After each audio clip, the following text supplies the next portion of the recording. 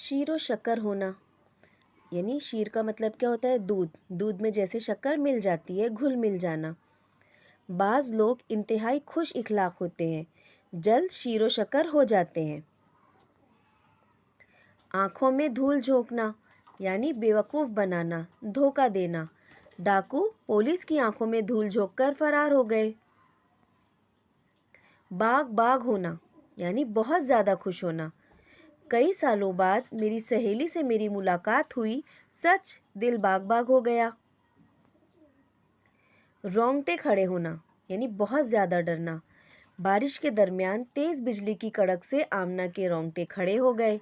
یا آپ یوں بھی لکھ سکتے ہو، اپنے سامنے سانپ دیکھ کر احمد کے رونگٹے کھڑے ہو گئے. آنکھ کھلنا، ہوشیار ہونا، چالاکی آنا. بعض اوقات حادثات سے ہی آنکھ کھلتی ہے، یعنی ہم کسی چیز سے جب ہمارے ساتھ کچھ ہوتا ہے برا تو ہم جو ہے سبق سیکھ لیتے ہیں، ہم ہوشیار ہو جاتے ہیں. بول بالا ہونا، یعنی مشہور ہونا، شہرت پانا، فیمس ہونا. سکندر اعظم نے اپنی زندگی میں اتنی فتوحات حاصل کی کہ دنیا بھر میں اس کا بول بالا ہو گیا. مشہور ہے نا سکندر اعظم پوری دنیا میں. جان میں جان آنا، یعنی اطمینان ہونا، تسلی ہونا. میں پکنک سے گھر واپس آئی تو میری امی کی جان میں جان آئی، یعنی انہیں تسلی ہو گئی. پاپڑ بیلنا، مشکلیں برداشت کرنا. کتنے پاپڑ بیلے تب سلمان کو نوکری ملی. بال کی کھال نکالنا، یعنی بہت چھان بین کرنا. آج کے زمانے میں اپنی بیٹیوں کا رشتہ کرتے وقت بال کی کھال نکالنی ہی چاہیے.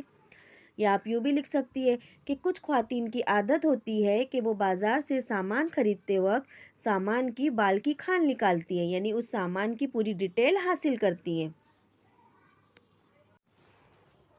اس کان سے سننا، اس کان سے نکال دینا، یعنی بالکل دھیان نہ دینا.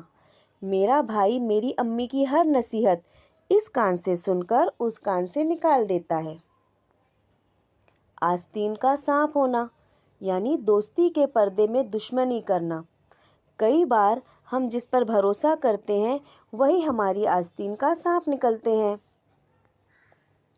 آسمان سے باتیں کرنا، یعنی بہت بلند ہونا، اونچا ہونا.